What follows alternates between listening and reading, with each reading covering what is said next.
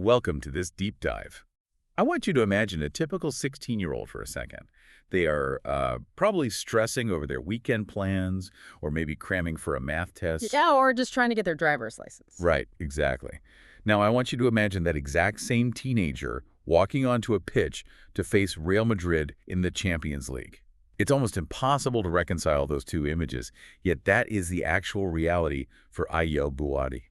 Today, our mission is to explore the meteoric rise of this 18-year-old football sensation. And we're going to look strictly at the facts of his life, just purely focusing on his journey to see how he manages to balance elite European football with his college studies. Yeah, and what his story reveals about, discipline and modern dual identity.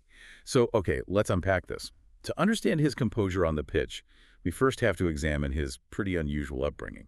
He was born October 2nd, 2007, and raised in Creil, which is this working-class town in France. And his parents played a huge role, right?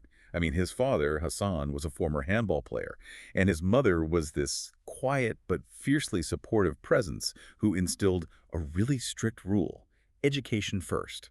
Which he took incredibly seriously. I mean, he skipped 2 entire grades and earned his baccalaureate, basically graduating high school at just 16. That's wild. Yeah. But he didn't just graduate. He actually won a prestigious French public speaking contest called L'Eloquence.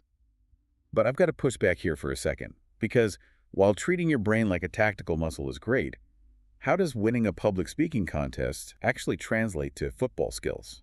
You wouldn't think it does, but what's fascinating here is the emotional control. True eloquence required you to control your breathing and manage intense emotional pressure while an audience is judging you. Oh, wow. So it's about not panicking. Exactly. When you are a midfielder, you aren't just reacting. You have to scan the field, process multiple variables, and execute a decision while a defender is rushing at you.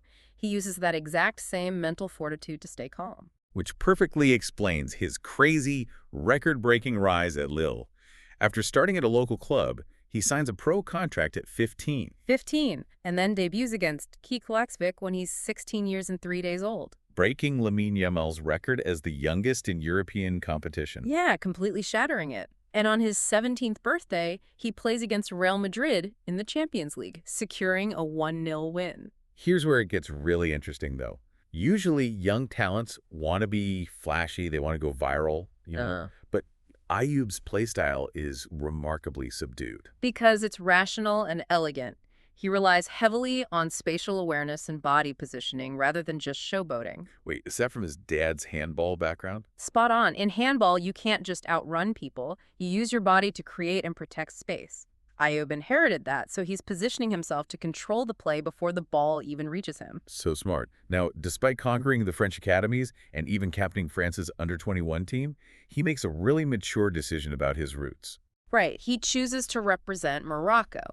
And in his official World Cup debut against Brazil, he's man of the match. His value spikes from 100,000 to millions in days. And suddenly you've got mega clubs like PSG, Liverpool, and Real Madrid circling him. So what does this all mean for other dual nationality kids watching him? Well, if we connect this to the bigger picture, Ayyoub represents a generation proudly embracing their heritage. He's proving that identity is about so much more than just your birthplace. He's doing it on his own terms. It really proves that athletic greatness doesn't require sacrificing your intellect. No, you can absolutely master both. Which leaves you with something to think about as we wrap up this deep dive. In an era where young athletes are pressured to specialize instantly and abandon their studies, could Ayyoub's multidisciplinary approach mastering both academics and sports actually be the new blueprint for creating mentally unshakable superstars?